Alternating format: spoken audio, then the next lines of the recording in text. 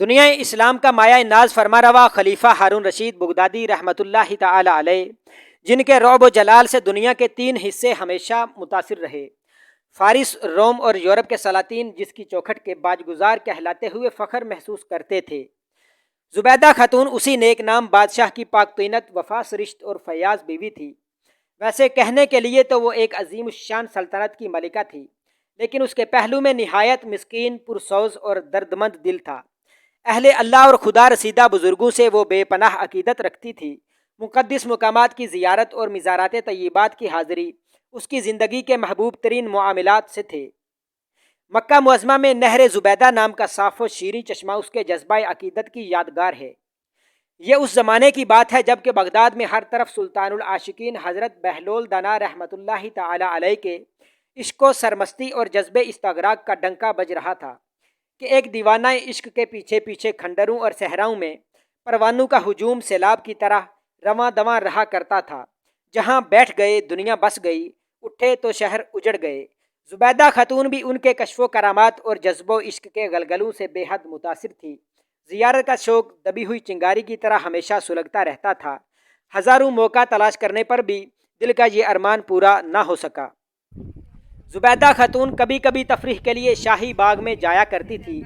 ایک دن وہ کنیزوں کے جھرمٹ میں تفریح کے لیے شاہی باغ کی طرف جا رہی تھی کہ ایک وادی کے نشیب سے گزرتے ہوئے اچانک ایک کنیز کے منہ سے چیخ بلند ہوئی، ملکہ وہ دیکھیے، حضرت بہلول دانا جھاڑیوں کے درمیان کچھ چن رہے ہیں۔ زبیدہ چونک گئی، خوشی سے دل اچھلنے لگا۔ محافے کا پردہ اٹھا کر دیکھا تو بکھرے ہوئے بال، پراگندہ پیراہن اور حیرت زدہ چہرے کے ساتھ ایک شخص پتھر کے ٹکڑوں کو جمع کر کے کچھ بنا رہا تھا۔ سواری روک دی گئی۔ اضطراب شوق کے عالم میں زبیدہ اتر پڑی اور لرزتے کانپتے جھجکتے ہوئے قدم آگے بڑھایا، ہمت کر کے سامنے پہنچی اور مؤدب کھڑی ہو گئی۔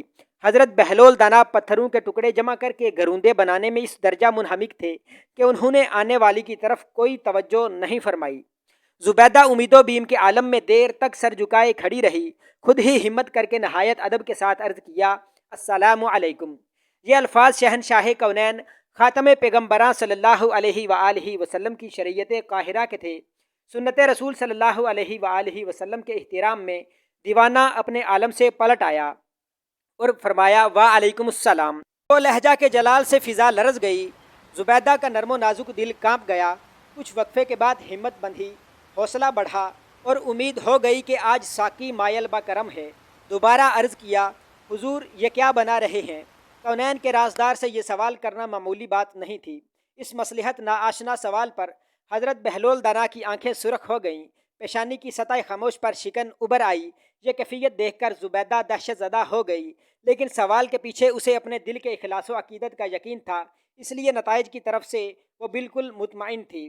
حضرت بہلول دانا نے حقیقت کے چہرے سے نقاب الٹتے ہوئے فرمایا، کیا بنا رہا ہوں؟ یہ معلوم کرنا چاہتی ہے تو یقین کے کان سے سن لے کہ میں فرش گیتی پر جنت کا محل بنا رہا ہوں۔ ایمان اور عقیدت کی سلامتی اور فیضان عشق کی برتری بھی کیا چیز ہوتی ہے؟ زبیدہ خاتون کو یہ یقین کرنے میں ذرا بھی تأمل نہ ہوا کہ اینٹ اور پتھر کا یہ گروندہ یقیناً فرش گیتی پر جنت کا محل ہے۔ اپنی آنکھ کا دیکھا غلط ہو سکتا ہے، لیکن ایک عارف عشق کی بات کبھی غلط نہیں ہو سکتی۔ اس یقین کے نتیجے میں پھر اس نے سوال کیا، حضور جنت کا یہ محل میرے ہاتھ پر فروخت کریں گے؟ جواب ملا، ضرور فروخت کروں گا۔ کتنی قیمت پر فروخت کریں گے یہ جنت؟ جواب دیا، 1 درہم پر۔ جواب سنتے ہی زبیدہ نے فوراً قیمت پیش کر دی۔ قیمت ادا ہو جانے کے بعد حضرت بہلول دانا رحمۃ اللہ تعالی علیہ نے ایک لکڑی اٹھائی اور ایک گروندے کے گرد خط کھینچتے ہوئے فرمایا، میں نے جنت کا یہ محل 1 درہم کے عوض زبیدہ خاتون کے ہاتھ بیچ دیا۔ یہ سنتے ہی زبیدہ خاتون اس یقین کی خوشی میں سرشار ہو گئی کہ اسے جیتے جی جنت مل گئی۔ زمین خدمت چوم کر جب وہ اپنی سواری کی طرف واپس لوٹ رہی تھی تو اپنے نصیبے کی ارجمندی پر اس طرح نازاں تھی جیسے دنیا میں اب اس کا کوئی مد مقابل نہیں ہے۔ رات کو نماز تہجد اور مناجات نیم شبی سے فارغ ہو کر زبیدہ خاتون اپنے حرم سرا میں محو خواب تھی۔ دروازے کے باہر کنیزان خصوصی کا پہرا لگا ہوا تھا۔ اچانک قدموں کی آہٹ پر ایک کنیز چونک گئی۔ پلٹ کر دیکھا تو بادشاہ وقت ہارون رشید دبے پاؤں چلے آ رہے تھے۔ خلاف عادت تشریف آوری پر کنیزیں ایک دوسرے کا منہ تکنے لگیں۔ ہارون رشید نے آگے بڑھ کر زبیدہ کی خوابگاہ کے دروازے پر دستک دی۔ زبیدہ کی آنکھ کھل گئی۔ رات کے سناٹے میں دروازے پر دستک زندگی کا غیر معمولی حادثہ تھا۔ घबराई हुई उठी और दरवाज़ा खोला। हारून रशीद को दरवाजे पर देखकर कलेजा दक से हो गया।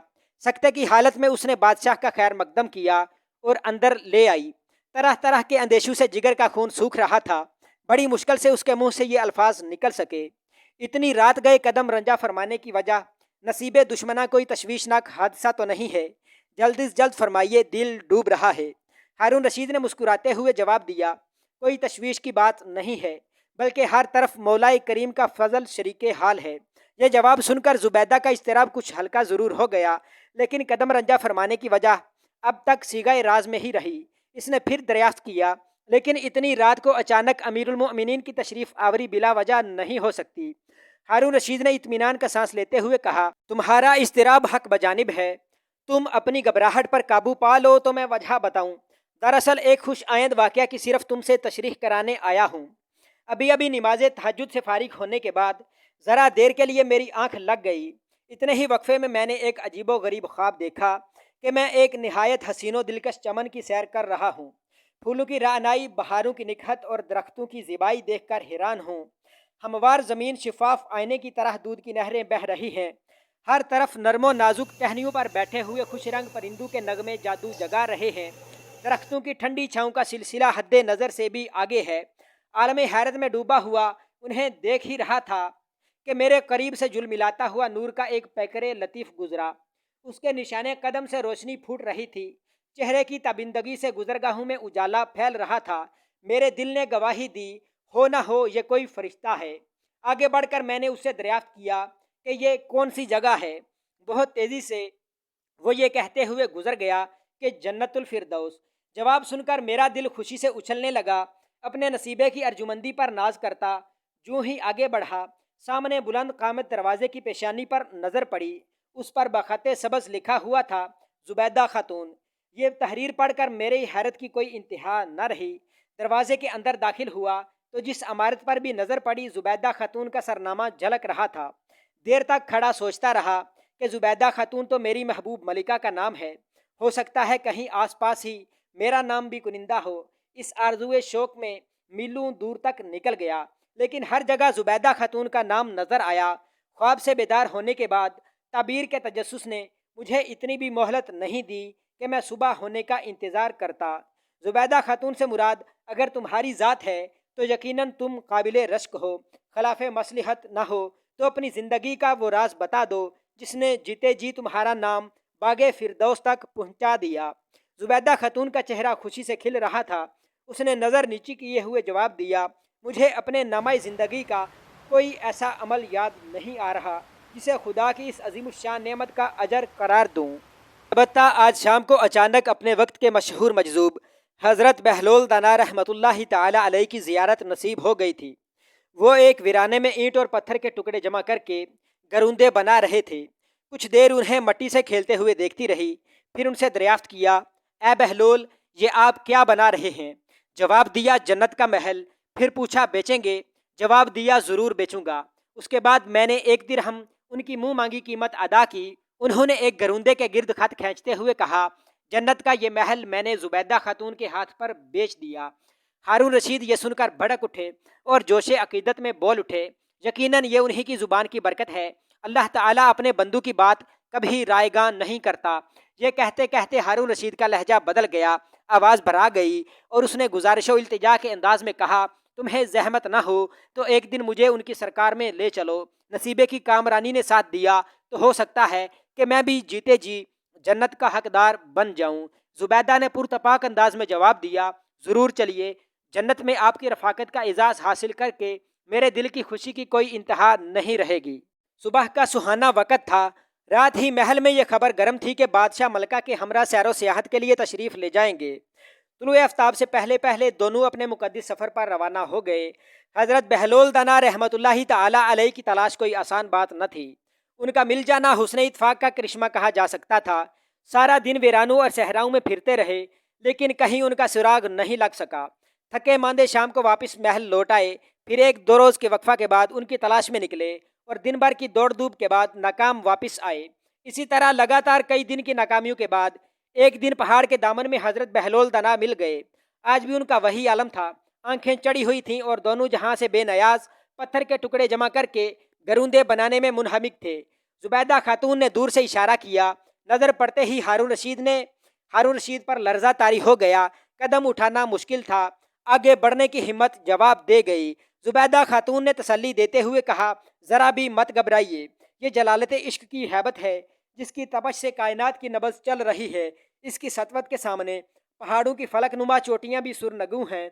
आप बगैर किसी अंदेशे के एक नियाजमंद सायल की तरह उनके आगे खड़े हो जाइए। वो इस वक्त किसी और आलम में है। सलाम की आवाज़ सुनकर आपकी तरफ मुंतकिल हो जाएंगे। उसके बाद आप उनसे दरियाफ्त करना क्या कर रहे हैं। वो जवाब में जन्नत का महल ज़रूर कहेंगे। फिर ख़रीदो फ़रोख्त की बात कीजिए। वो इस बात में जवाब देंगे। फिर जो कीमत बताएं अदा कर दीजिए। इसी तरह मेरे साथ मुआमला हुआ था। लरजते कांपते हारून रशीद आगे बढ़े और उनके सामने जाकर खड़े हो गए। इश्क की दौलत इकबाल का ये भी अजीबो गरीब मंजर था कि दुनिया का सबसे बड़ा फरमा आज एक फ़कीर के सामने हाथ फैलाए खड़ा था। आलम महसूस में ये हकीकत बेनकाब हो गई थी कि इश्क ही कायनात का असल फरमा रवा है। जाहो हशमत का चढ़ता हुआ सूरज हर जगह सर उठा सकता है, लेकिन मस्ताने इश्क की चौखट पर पहुंचकर वो सुरनगू हो जाता है। थोड़ी देर के बाद हारून रशीद ने नहायत अदब से सलाम अर्ज़ किया। जवाब मिला, वालेकुमुस्सलाम। पूछा, हुजूर क्या कर रहे हैं? जवाब दिया, जन्नत का महल बना रहा हूँ। फिर दरियाफ्त किया, क्या आप उसे फ़रोख्त करेंगे? जवाब मिला, हाँ ज़रूर करूँगा। कीमत दरियाफ्त की तो ये सुनकर पाँव के नीचे से ज़मीन निकल गई।